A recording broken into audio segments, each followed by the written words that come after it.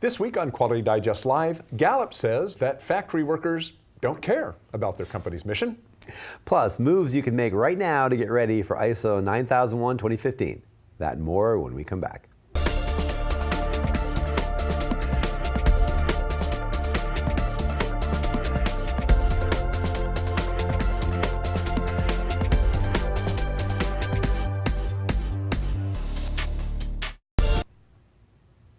Welcome back to Quality Digest Live for February 6th, 2015. QDL is your weekly look at who and what is making the news in the world of quality. I'm Director Sharm, Editor-in-Chief of Quality Digest. Yes, he is, and I'm Quality Digest publisher Mike Richmond. Alrighty, well, earlier this month, the U.S. Department of Commerce released President Obama's federal budget requests for fiscal year 2016. Included, of course, in the proposed allocation for the National Institute of Standards and Technology was in there, which checks in at a cool $1.1 billion. This is an increase of nearly 30% over the allocated and enacted NIST budget for 2015. The 2016 funding request breaks down into the following three major components. First is a $755 million proposed allocation for scientific and technical research and services, including proposed allocations such as $161 million for advanced manufacturing initiatives and $109 million for cybersecurity. The next major chunk is $306 million proposed for industrial technology services, highlighted by $150 million for the National Network for Manufacturing Innovation and $141 million for the Hollings Manufacturing Extension Partnership. Finally, $59 million is earmarked for the construction of research facilities. Also important, NIST is due to receive $300 million through the Wireless Innovation Fund, monies which are generated by the sale of the use of certain frequencies of the electromagnetic communication spectrum. NIST will use this money to help industry and public safety organizations conduct research and develop new standards, technologies, and applications to advance public safety communications. These efforts will support the building of an interoperable nationwide broadband network for first responders. Now, very important. That's good work. They're all good work, really. Yep. And I think most of us here can get behind these proposed allocations, right? I mean, they all sound good when you look at the numbers.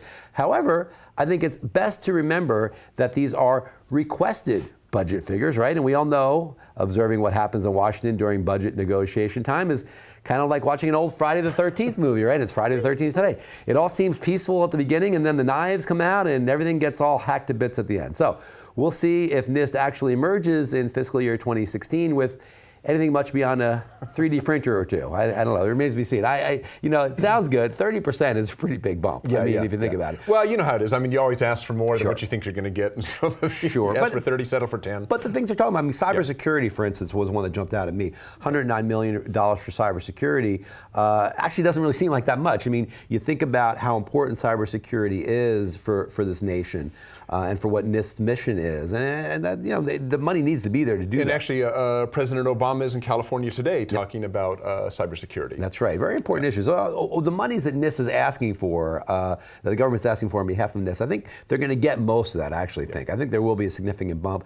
I doubt it will be the full 30% up to $1.1 billion, but it'll be a lot. NIST does a lot of work. MEPs are important as well. Yeah, Talk about that. No doubt. Great. Okay, well, as you all probably know, cars are getting smarter. Mm-hmm. And people are getting dumber. Smarter than people who drive most of the time.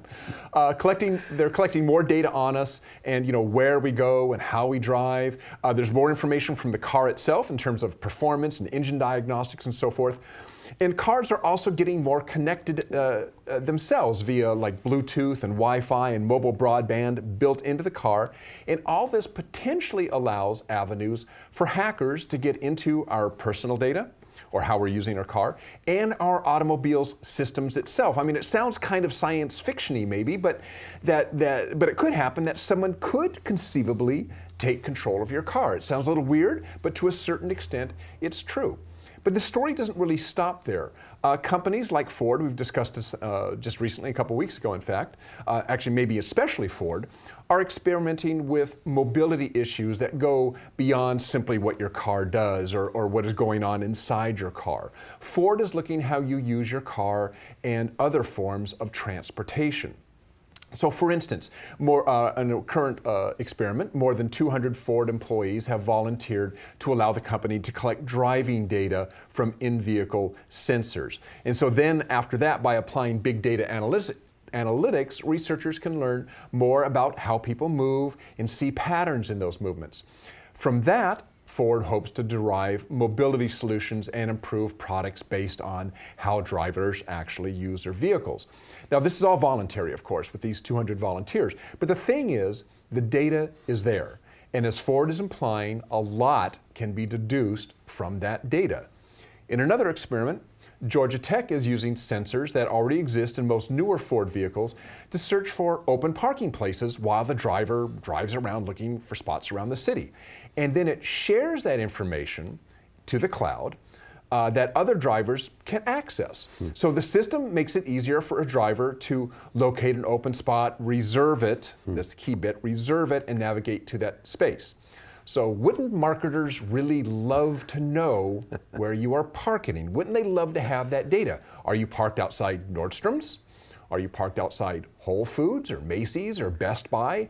That data is a marketer's dream. Knowing where you travel and where you park, just think of the amount of information somebody would gather about you, excuse me, just knowing what your shopping habits are, and where you're going. That'd be lovely. Now, as consumers, honestly, if you admit it, you kind of love all this stuff because it's useful. And as Ford points out, this kind of data can be used to reduce traffic and lower energy use. This is all really good stuff. But all that data, and it's just out there for the picking, and the potential access to your vehicle systems, isn't that all really just kind of scary in a way? I mean, we like it, we love it. I don't have a connected car, I'd love to have a connected car. But that data is out there.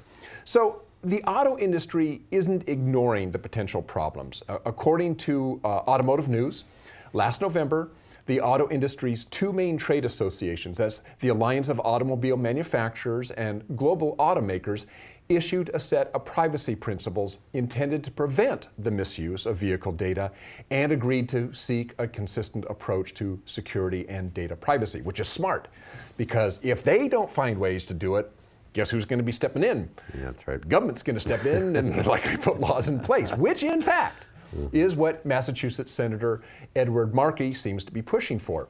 It was his report on vehicle cybersecurity that may have lit a fire under the automakers to have this meeting last year in the first place. According to Automotive News, the report, based on a survey Markey's office conducted with automakers in 2013, called for federal agencies to establish security standards, saying the industry's desperate approaches have been, for the most part, insufficient to ensure security and privacy for vehicle consumers, according to Markey. So that's really what it comes down to, right? Is Markey's pushing for, basically regulations, and the automakers, obviously, anytime this comes up, anybody wants to get ahead of regulations and hopefully not have regulations, prove that they're doing the job without having somebody have to step in and do it for them or make them do it. So yeah, I think it's the ultimate. It's the long-term balance and tension between those two things, between regulations and between permission to do these things. And the market generally works these things out because the customers, you and I, are going to decide ultimately, and we're going to have our lawmakers decide for us what we think is appropriate. But it does boggle the mind when you think about some of the applications, some of the potential of this, and when you extend it out far enough, and that's why everybody's in this space. I mean, not only Ford, but Google and everybody else wants to be here because the applications are mind-boggling for, like you say, knowing what people are doing, where they are, what they're where they're parking, what's available. All this data is just insane, and it is scary, but it is cool, and it's just the nature of the progression of data through the century that we're in here. And if amazing. If you think about it, just driving around. I mean, I really got thinking about that. Is like, particularly in our society where people drive everywhere. I mean, you and I, if I just gave you a list of everywhere I drove last week, you could deduce a lot of information. Well, sure. And think about all the things that go past your windshield as that you're seeing, that you're not really recording yourself, or your brain kind of is, but I mean, that could be recorded. Accidents, potholes, light being out, all these different things, useful stuff. I mean, it's really incredible. And I think that in another decade or so, we're going to look back at this show, because this will be in the archives, and we'll look back at the show and we'll say, wow, we really got it. It was amazing how far we've come now in 2025, right?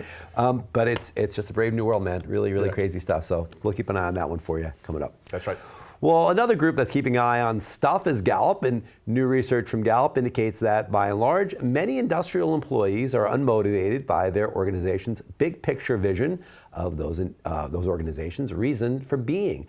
Those are the findings revealed in the article, Factory Workers Don't Care About Their Company's Mission, which appeared in Tuesday's issue of Quality Digest Daily. Again, that was from Gallup. So, according to the research, as Gallup reports it, only a third of U.S. workers overall, they said a little more than a third, so let's say 35%, agree that their company's mission or purpose makes them, the people, feel that their job is important. Now, that's for workers overall, for all workers in sectors, in different sectors.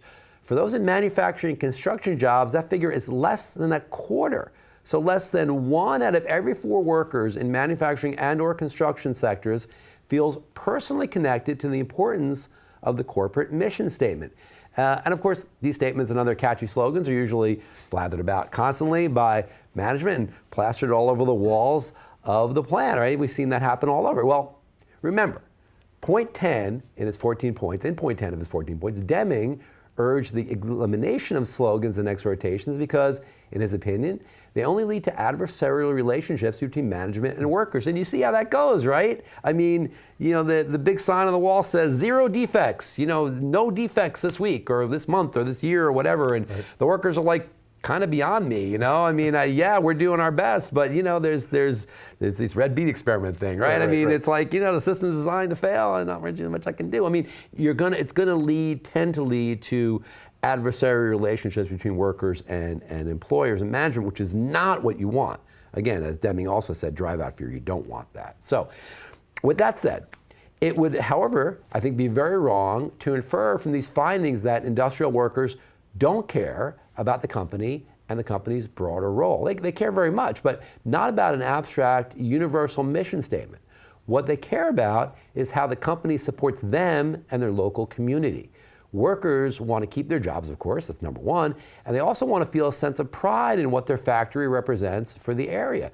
That can mean a lot of things. It can mean supporting food banks, supporting youth sports teams, and just existing, and thereby providing jobs and solid economic base for the community. I mean, the research that Gallup indicated here, the quotes from people, they said things like, if this company wasn't here, this whole town would wither. Right. I'm proud that we're keeping jobs here, and we're doing good work, and we're serving our customers. That's what motivates workers. That's really the bottom line. It's a very local thing. What's the term? Think global, act local, right? Right. Yep. Very similar idea, in this way. And leaders, I think, Dirk, need to recognize this and be flexible in adapting the corporate mission to local realities. That involves local managers interacting with the workforce in a real way, giving and taking, talking and listening. Listening, of course, always listening. One of our readers, Pete Koza, took up this theme in commenting on the article, and I want to read an excerpt from those comments here to you, just a brief excerpt from what Pete Koza talked about in referring to this article. Quote, "The folks who handle the product are much closer to reality. Executives are charged with seeing the big picture and painting a vision for the organization. Those who are good at it are true leaders and usually have the ability to relate to the workers and gain their respect.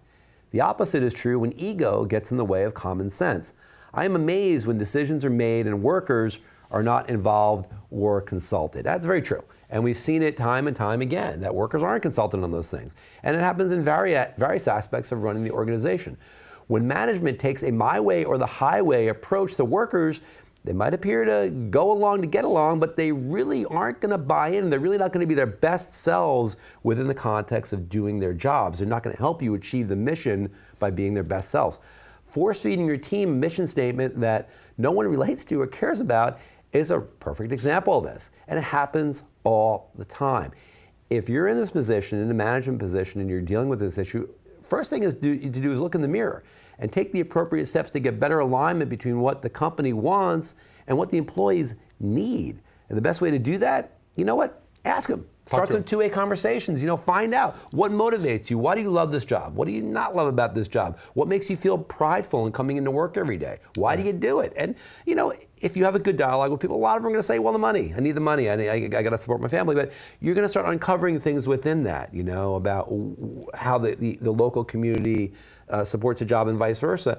And those are important motivations. And if you can figure out how to turn that key and unlock the true motivations for those workers, you're going to get a better worker. You're going to get better productivity out of them, and you're going to probably align much better with the mission statement at home. I was going to say that's actually going to take you towards your global outlook, which is your mission and vision statement, which the employees may or may not really get into as much. They may understand what it means, but they don't feel it. But they will if you connect it. If you connect it, exactly. Yeah, If you're drawing the dots between what they're doing and the overall mission, and they can get behind what they're doing, and actually it can excite them. I think particularly if management can point out, it's like, here's the things that we did that were important to you guys, local involvement, and look how it's impacted our overall mission. Being able to draw that connection, I think, is really powerful, and the connection exists. Yes.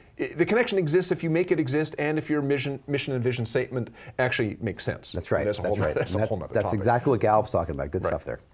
Okay, well, as we mentioned, if you were here for our tech check, ISO 9001 2015 is still on track to come out sometime in the latter part of this year. And a lot of people, of course, are already wringing their hands. Well, ring a little longer, because according to TAG 176 member Denise Robitaille, we won't definitively know what is in the standard until it is released. So even though the final draft is out and in circulation, there can still be changes. So it doesn't make a lot of sense to get into the nitty-gritty of it and to get real hot and bothered about it right now. But that said, there is some preparation that can be done. According to Robitaille, particularly in the ISO 9001 to 2015 areas related to these three things: the context of the organization, risk-based thinking, and managing quality objectives. Even though you can't really get super into the specifics, those general topics give you kind of a setup of what you need to be looking at. And Robitaille does a really good job of outlining the key takeaways in each of these areas in her article, ISO 9001 2015, Things You Can Do Now, which you can find a link to below the player page. And I suggest you take a look at what she's saying down there, but I'm going to recap real quickly what I think are the few takeaways from the article. First, let's talk about the context of the organization. This is covered in Clause 4 of the standard, and I want to spend most of my time on this because everything else really kind of hinges on this, in my opinion. ISO 9000 2015, ISO 9000 2015, the guidance document, Fundamentals and Vocabulary, defines context of the organization as this: the combination of internal and external factors and conditions that can have an effect on an organization's approach to its products, services, investments, and interested parties. In other words, what factors define your organization's opportunities and constraints? These can be almost anything, and some common ones would be your people, the infrastructure, product offerings, process capabilities. But other items that may form the context of an organization are personnel turnover, aging infrastructure, new technology, financial regulations, and a whole slew of other things. The context for your organization is going to be different than someone else's organization, so there's no template. You have to determine what your context is and how those items can have an impact on the products and services that your company provides. Then, says Robitaille, what tools will you use to identify and monitor these factors? Will you make use of the management review so that action plans can be developed and resources allocated and responsibilities assigned? What kind of records will you keep? How often will these factors be monitored? You get to decide how this clause is applied so that it is both workable and beneficial to your company. And that last bit is really important. You get to decide. This is something that ISO consultants we've talked about have been hammering home. It's your business, right? It's your context, it's your documentation, they're your processes. You decide how to implement and document these systems. And then it's up to the auditor to look at your documentation, the documentation that makes sense for your company, not some template, that makes sense for your company, and then to look at that documentation, make sure that what you're doing aligns with the requirements of the standard. But the thing is, you're doing it per your needs, and that's the critical thing. Okay, the next bit is risk-based thinking, and that's pretty much what it sounds like. What Robitaille points out is that the standard does not require a formal risk management system. What it does require is that you understand the risks and opportunities inherent in the factors we mentioned earlier, the context of your organization, and of course the relationship of those factors with relevant interested parties. Everything has a potential risk, right? So it's important for you to decide what methods you will use to consistently address risk at critical junctures within your organization. According to Robitaille, she's got a great little quote here. One of the best things you can do is to begin to foster a culture of risk-based thinking, one in which people can recognize both constraints and advantages. Get them into the habit of considering both the positive and negative consequences of change. Implementing actions to prevent catastrophes often leads to significant improvements in cost savings. It can even result in innovation. Okay, finally, we come to quality objectives. The existing version of ISO 9001 had requirements for determining, measuring, monitoring, and reviewing objectives, but no guidance on what to do with those objectives. Now, according to Robitaille, quality objectives end up like dead fish flopping around inside the pages of management review with no purpose except to make an auditor happy. Well, that's not really a good reason, is it? So with ISO 9001 2015, there are requirements relating to what you do about objectives. So going forward, you will be required to say what will be done, what resources will you need, who will be responsible when the action taken so who will be responsible when the action taken will be complete, and how you evaluate the results. And of course, this is going to hinge on understanding your organization's context and its risks. Robitaille points out there are no requirements that require an objective be improved. You don't have to improve. I mean, you should want to be improving, but they're not going to look for, hey, look, you said you were going to improve by 10% and you didn't. That's not the point. The thing is, are there requirements that actions be taken based upon the results of monitoring? And what auditors should be looking for is evidence of plans to address the issues with the intent of experiencing improvement. In other words, you have a plan in place to improve. Whether you improve or not, well, you may not, but that's not what the auditor is going to be looking for. They want to be looking that you have something in place and that you're taking action. You're taking action when necessary. So, yeah. What I really liked about that, Dirk, about what Denise was saying, and he did a beautiful job of recapping it, I think, was the overarching idea that the standard really exists for you to use, for you to be able to use to improve your organization. I mean, again, it's not a checkbox. It's not meant to be there to say, okay, do this, do this, do this, do this. The idea is that it's got to fit you and it's got to work for your organization. It's meant to be a living document that allows you to improve ultimately and to fulfill what your customers are demanding of you. That's really the idea of ISO 9001.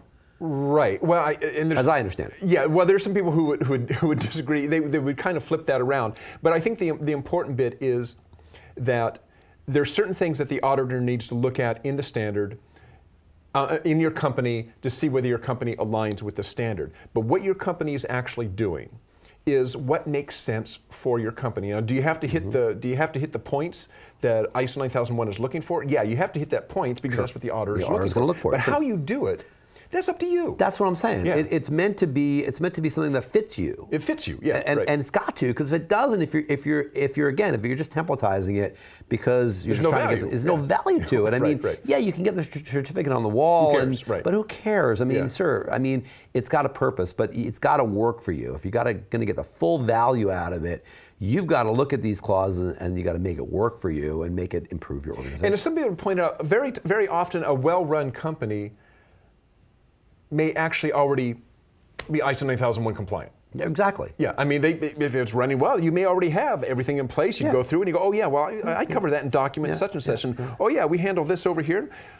Well, the question is, does everybody who's working in the different facets of the organization understand the processes? If they do, they understand where to get the information they need and understand how to deal with issues. And the information exists. And the information exists. Which is what you're showing the auditor. You're most of the way there. You're most of the way there, if you're not all the way there. So that's the purpose of the standard. Really good stuff there from Denise. Always good stuff there from Denise.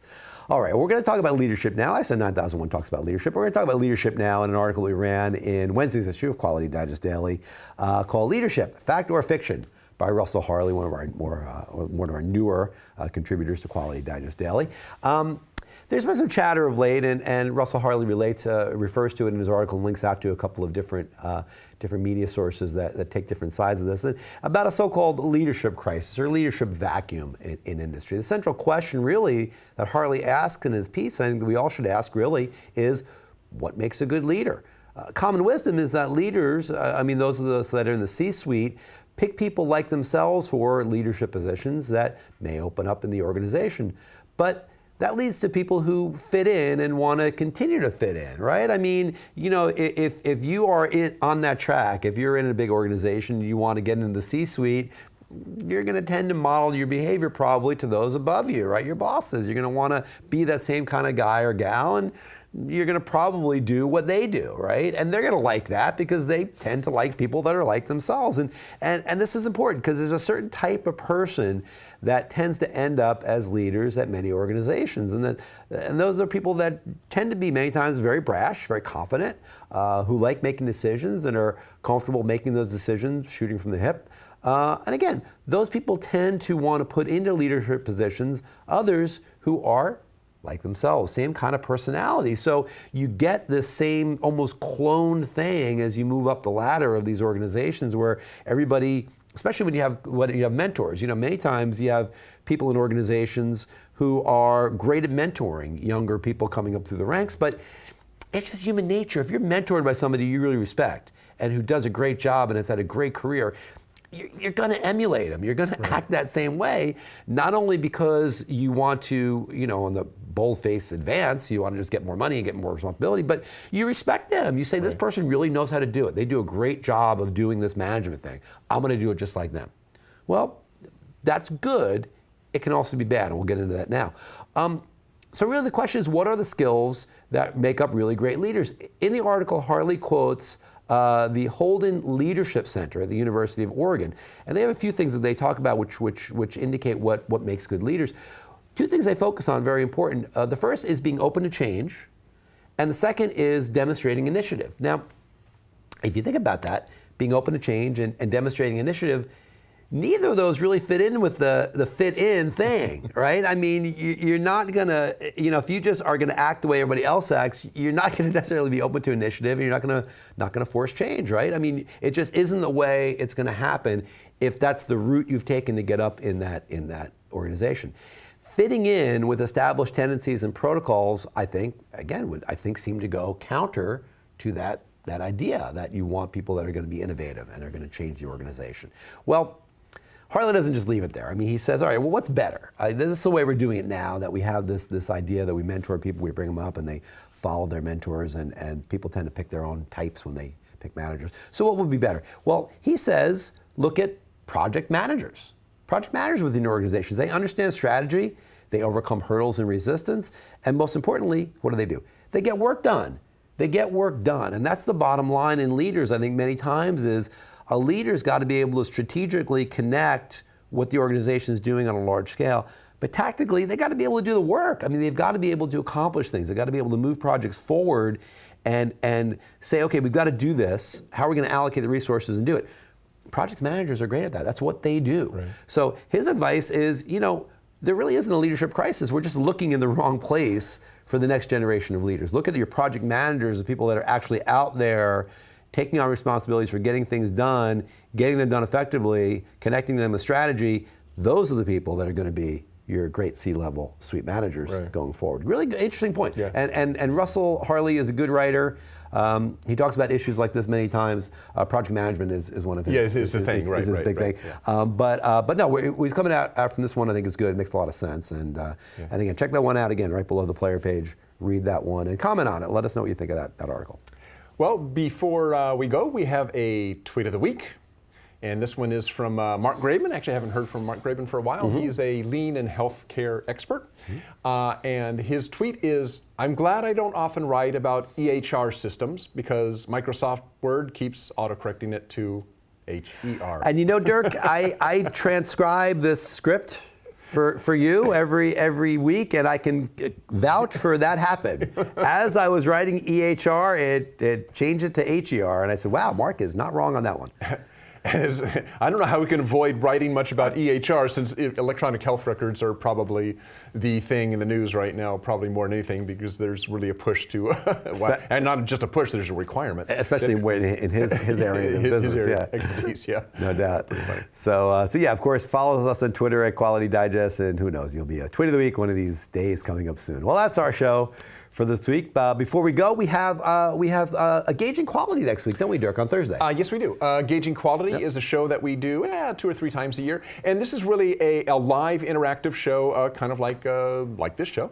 It's an hour long, and it deals with things related to gauging and calibration and so forth. And we have an expert, Craig Howell from CPM Labs down in Rancho Cordova, California, and he comes up and joins me in the studio, and we go over things gauge related, gauge-like.